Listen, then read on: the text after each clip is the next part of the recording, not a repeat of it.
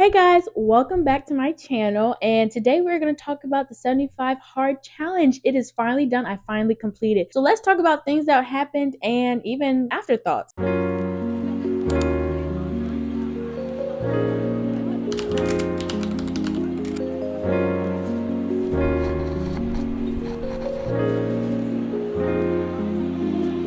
So with finishing the 75 hard challenge, honestly, it's just this intense feeling of accomplishment, but then also feeling lost because you're like, I've been dedicated for 75 days doing these exact things, like your regimen and just your routine. And then you're like, now what? Like, how do I want to live life? Because it's like, you don't want to get off your 75 hard challenge and then just start doing everything that you said you weren't going to do. Like, for example, for me, eating out was one of those things that was not on my list or on my list of things not to do. And so if I did something or I had to be somewhere and like there was no other options but to eat out, I had to make sure that I chose the healthier option or just get like a smaller portion. And honestly, that worked perfectly fine. And so even now, it's like, how would I want to do that now? Because I've been literally keeping tabs of all the places I want to eat once I got off 75 hard. But honestly, I don't even want to eat at those places. I felt perfectly fine eating at home. And honestly, my body feels great eating at home. Like my body, it just feels nice. And also, I'm not as like sick or my face isn't as puffy with eating out or as it was with eating out. And so it's been really nice and I actually enjoy it, and then finding new recipes and stuff. So it's really interesting because once you get to the end of your 75 hard challenge, you have to think about what you want to do after. But before we get to talking about what to do after your 75 hard challenge, let's talk about some struggles while going through your challenge. And so for 75 days, you have been dedicated to yourself. You're working out twice a day, which is doable most days, but also some days you're like, this is a hot mess, but it's really nice. And so the different struggles that I've had with the 75 hard challenge that you might have too is one is definitely your water intake. I don't know why, but that is one of the hardest things because you're realizing that you're drinking a lot of water. It's a gallon of water. And so you're like, oof, I still have a whole bottle left, which you can do it. It's just you might be peeing throughout the night. But it's a struggle that you can overcome. And then even after your 75 hard challenge, I'm personally just going to drink like 3 of those like big bottles, the 64, 32 ounce. I think it's 32 ounce, but I think the 32 ounce. So drink 3 of those bottles instead of 4. So instead of a gallon, just a little bit less. And I think that's suitable for now because it's like now I've become more thirsty like naturally. And so I'm just naturally drinking the water. And then also it's good for your insides, it's good for your organs, it's good for flushing out toxins and stuff out of your body. But that's one struggle that you might have. Another one that you might have, especially females, is that time of month when you're on your period. Because those times you're like especially me, I get very unmotivated. My body, I don't have the energy to work out. I don't want to work out. I'm agitated. I'm hot. Nothing is right. Your body feels heavy.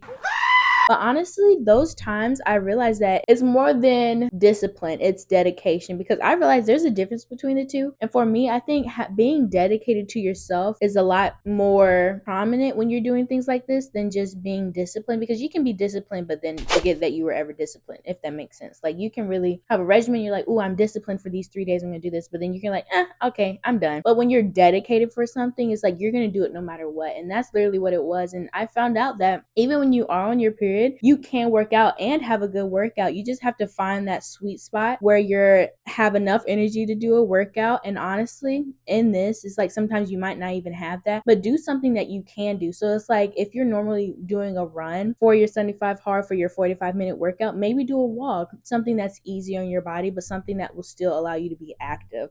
So I think that's definitely something that's a struggle, but you can definitely overcome. Another struggle that started out was finding alternatives to the things that I like. So one of my things was I was doing no pastries. And I think if I ever do this again, which I most likely will, I'll do completely no sweets. But this time I did no pastries. So like no donuts because I was going crazy with Publix maple donuts. They're delicious. But anyway, so this time I was doing no pastries. So no cookies, no cupcakes, no croissants that are like dessert like. So like those different things. So it's like finding alternatives, which actually was a struggle at first, but I found out that you can have Nutella and strawberries delicious. That honestly, Nutella with any fruit, pretty much. Like, I normally do berries, so I did strawberries and blueberries. They're even good with bananas, but Nutella, if you're having that sweet tooth but you don't want to have like bread, honestly, or just pastries in general, honestly, have it with fruit. It's just the same. You get the same like feeling of having something sweet, and it's delicious. But anyway, that's one thing that I just suggest with if you're having a struggle with sweet tooth. But honestly, you can still go out and have fun. Like, even the movies, if you go out to the movies, which I did during the 75 hard, it's actually not that bad. You can have popcorn, which is really good for fiber and stuff, and perfectly fine. And honestly, you don't have to get the soda. I didn't have any soda or the drinks. I made sure I brought my own water, which is another thing that you need to make sure to do. It's just have your water on you. It's like, and if you have it on you, you'll automatically drink it anyway. Just make it easily accessible, and honestly, you'll be perfectly fine. Besides the struggles, there was so many things that I've learned about myself, even just in this time of 75 days, is that one, I can really dedicate time to myself to work out and to better myself.